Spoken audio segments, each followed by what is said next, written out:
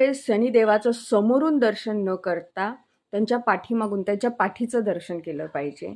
शनिदेवाला direct प्रत्यक्षात शनीची मूर्ती असो, जे पण असेल, जिथं तुम्ही जाताय तिथं, तिथं गेल्यावरती शनीच्या चरणाची म्हणजे आपले जिथं पाय असतात, देवाचे जिथं पाय असतात, त्यांचे चरण असतात, त्यांच्या चरणापासून त्यांना बघायची सुरुवात करायची. त्यांच्या डोळ्यात डोळे टाकून कधीही बघू नये.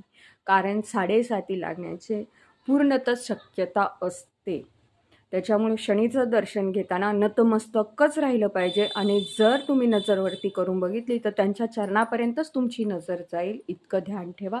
आणि शनीला दोन्ही हात पाठीमागं बांधून मगच नतमस्तक व्हा. दुसरी गोष्ट, पाठीमागून त्यांचं दर्शन करा, कारण शनी जाताना चांगला दिसतो पण येताना चांगला दिसत नाही. आणि लक्ष्मी येताना चांगले दिसते, जाताना चांगले दिसत नाही. कारण लक्ष्मीचं दर्शन हे समोरून केलं